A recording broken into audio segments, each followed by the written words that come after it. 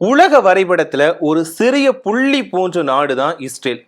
ஆனா அதோட உளவு அமைப்பான மொசாட்டை நினைச்சா உலகத்தோட எந்த மூலையிலையும் இருக்கக்கூடிய எதிரிய தூக்க முடியும். இதுக்கு இன்னொரு சாட்சியா தான் ஈரான் மீதான தாக்குதலை சொல்லலாம். ஈரானோட உச்ச தலைவர் கமேனி தங்கியிருந்த லீடர்ஷிப் ஹவுஸ் என்பது சாதாரண இடம் கிடையாது. அது ஒரு இரும்பு கோட்டை. அந்த பாதுகாப்பு வளையத்தை மொசாட் எப்படி உடைச்சது அப்படின்ற கேள்வி எல்லாருக்குமே இருக்கும். இதை பத்தி இந்த பதிவுல விரிவா பார்க்கலாம். கடந்த சில மாதங்களாகவே ஈரானின் இராணுவ கிடங்குகள் மற்றும் அணுசக்தி மையங்களுக்குள்ள சைலண்டா நுழைஞ்சி தகவல்களை சேகரிச்சுட்டு வந்தது மொசாட். இந்த ஆபரேஷனுக்கு இஸ்ரேல் வச்ச பெயரு ரோரிங் லயன். இதுக்காக உள்ளிருந்து வேலை செஞ்ச கருப்பு ஆடுகள் ஈரான் இராணுவத்தின் மிக உயர் மட்டத்திலிருந்தே சிலரை தன்னோட பக்கம் இழுத்தது. கமேனி எப்போது சுரங்க பாதைக்கு போவாரு, அவரோட குடும்பத்தினர் எப்போ அங்க வருவாங்க அப்படின்ற துல்லியமான நேரத்தை கொடுத்ததே இந்த உள்ளூர் ஆட்கள் தான் அப்படின்னு சொல்றாங்க. ஈரானோட வான் பாதுகாப்பு அமைப்புகளை ஒரே நேரத்துல செயலிழக்க செஞ்சது மொசாட்டின் சைபர் பிரிவு. இதனால அமெரிக்கா மற்றும் இஸ்ரேலின் போர் விமானங்கள் உள்ளே நுழைஞ்சது கூட தெரியாம ஈரான் ராணுவம் விழிப்புதுங்கி நின்றது.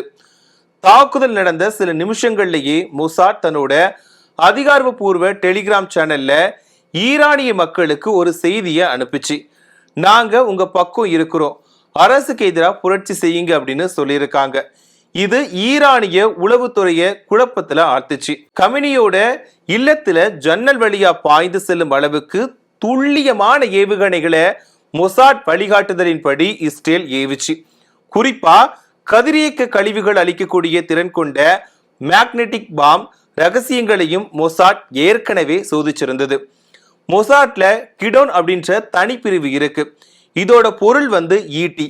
இந்த பிரிவை சேர்ந்த ஏஜென்ட்டுகள் தான் கமேனியோட நடமாட்டத்தை கண்காணிச்சு தேக்ரான் நகர வீதிகள்ல மாறு வேடத்துல சுற்றி இருக்காங்க.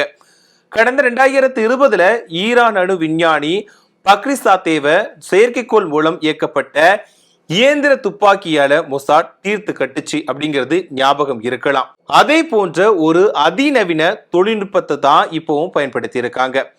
இந்த முறை மொசாட் தனியா செயல்படல. அமெரிக்காவோட CIA மற்றும் பென்டகனோட இணைஞ்சி ஆபரேஷன் எபிக் பியூரியின் ஒரு பகுதியா செயல்பட்டுச்சு. ராஜதந்திரம் தோல்வியுற்ற இடத்துல ரகசிய தாக்குதல் தொடங்குகிறது அப்படின்றதே இஸ்ரேலோட தாரக மந்திரம். கமேனியோட மறைவை ஈரான் அரசு தொடக்கத்துல மறைக்க முயன்றாலுமே மொசாட் வெளியிட்ட அந்த காம்பவுண்ட் சேட்டலைட் படங்கள் ஈரானோட பொய்களை உடைச்சி எறிஞ்சிச்சு. இதை தொடர்ந்து ஈரான் கமேனி மறைவை உறுதி செஞ்சுச்சு. இப்போ